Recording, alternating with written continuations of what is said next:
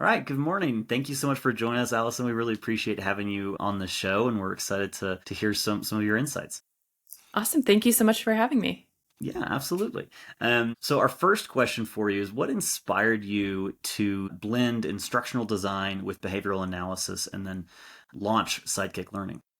Yeah. So, what I saw essentially as early as my own fieldwork experience, and really as early as my own experience as a technician, is this gap between the responsibilities of the job and how we're trained oftentimes to do that. And then that was exacerbated by I got my master's degree in instructional design at the same time that I was doing my coursework. And it just became so abundantly clear to me that we are this applied field that doesn't really do a lot to systematically design the applied portion of our training or oversee the quality of it. And so that's really even as a trainee where I started to kind of notice this gap, and that just kind of grew as I saw more and more exemplars from the field as I became a supervisor and saw all of that as well. And then my own passion kind of with instructional design. And so that's where that inspiration really came from, was my own experiences and then talking to other people in the field and knowing that I was not the only one to experience these things. And I love the science of behavior analysis. I'm really passionate about the science of behavior analysis. I'm passionate about our field, but obviously quality is a huge concern for many of us. And I see fieldwork supervision as being the vehicle for really ensuring the future of our field and the quality of the practitioners that we're producing. That's awesome, and of course, that's the whole point, right? Is Yeah. increase the quality of care that we're actually able to provide, which makes a lot of sense. How do you balance compliance with creativity in the ABA space? It's not often an easy line to walk.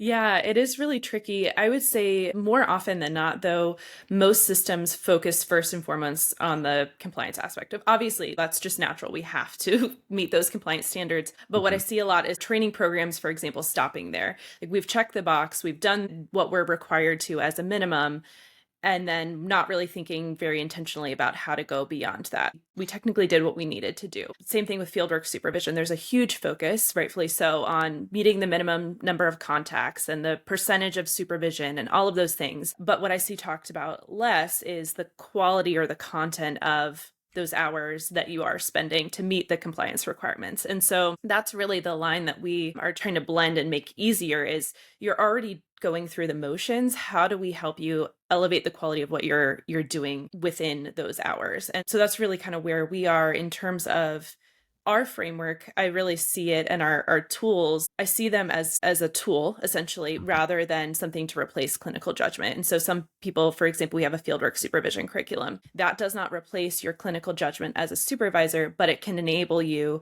to be more systematic and thoughtful and spend less time preparing for supervision, for example, but it's a tool that kind of helps you during that process.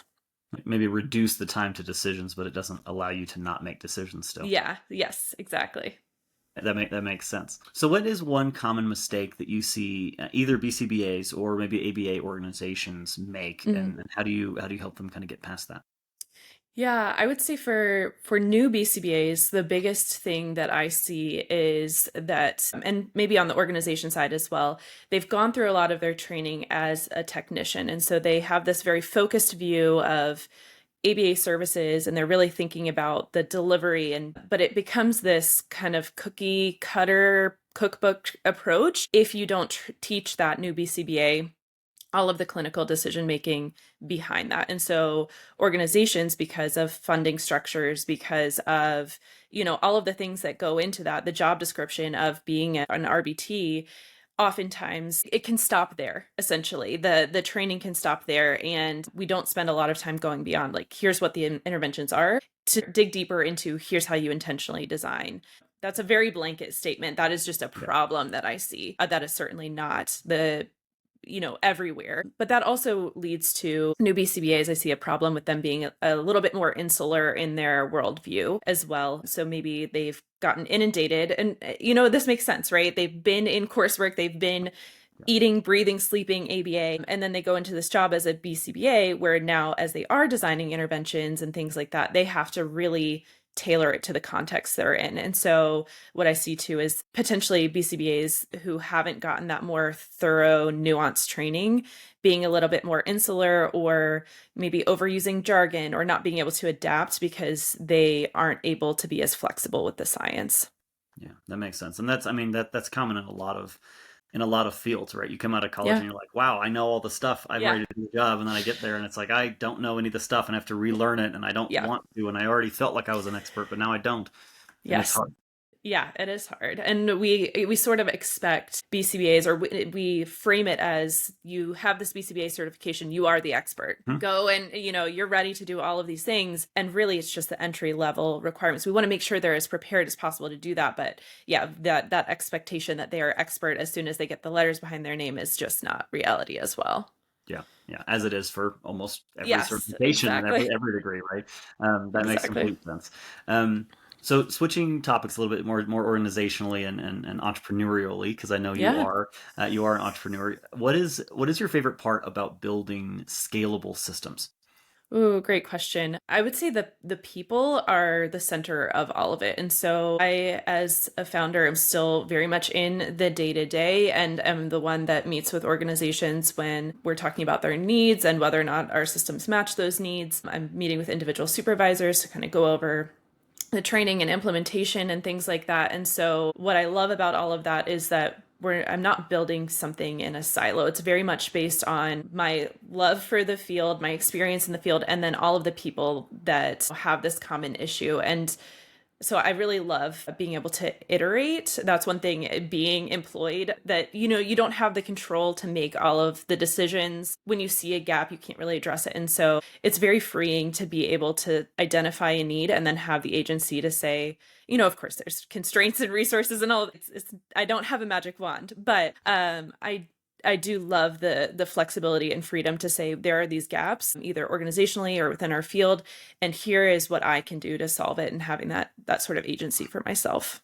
Absolutely, be able to design a tool and a function Yeah, to fix the problem, and then actually absolutely. activate on it, which is really nice Yeah, absolutely. when it works, right? When it When doesn't it work, works, yeah. when it's just 8 weeks of working on something that doesn't actually roll out, that kind of stuff. Yes, It does happen. yeah. Yeah, for sure. That makes sense. So then last question, if you did have that magic wand that you mentioned, what is one training or developmental piece that you would just wave a wand and fix across all of the Mhm. ABA space for all BCBAs and maybe RBTs as well? Yeah, so and this is kind of where we're going next. So far, we've really focused on the training delivery aspect. So, how do we automate and systematize what you already have that you're doing? So, making that RBT training that you're already taking, giving you a really high quality tool for that fieldwork supervision and things like that. But there is a gap between that initial training, especially for something like an onboarding training. And like we've talked, you have the theoretical, the conceptual foundation. What does that look like in the field as you're actually applying it? And so what we're really building next is those tools to help measure application within the field. So how is this training transferring to actual skills, and not just our training, but all of the training that you're doing, all of the coaching, all of the supervision, and really tracking those skills systematically so that organizations have insight from both an individual and organizational lens where their gaps are potentially in the skills of their folks. But also, I think what we see is this RBT credential is this, you have so much responsibility, and organizations are hurting for technicians. But what we also hear is that people don't just want to be a warm body, they want to feel effective. And so I think part of that as well is giving technicians pathways to kind of upskill, and at every phase of the organization, just having that clear pathway for how skills can be built as well. Yeah, that makes complete sense. That's awesome. That's Yeah. awesome. Well, yeah, I mean, hopefully that becomes not a magic wand, but Yeah. Yes. a set of tools that you guys keep growing and building.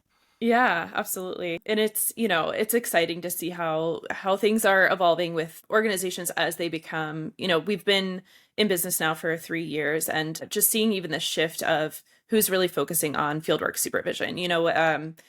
A lot of organizations historically have just kind of left it to individual supervisors, for example. And we're seeing more and more that organizations are just really taking ownership of creating the systems for their supervisors and not leaving it to chance. And so, culturally within the field, I think we are seeing really great movements and shifts as well. That's awesome. Well, and that makes it better for everybody, including the supervisors, right? Because now they actually have Absolutely. tools they can rely on. They don't have to start from Yes. scratch every time they take over a location. Or perfect, Yeah, perfect. Well, thank you absolutely. so much for coming on, Allyson. We really appreciate having you. We appreciate getting some of your insights, and hopefully we can hear from you again sometime.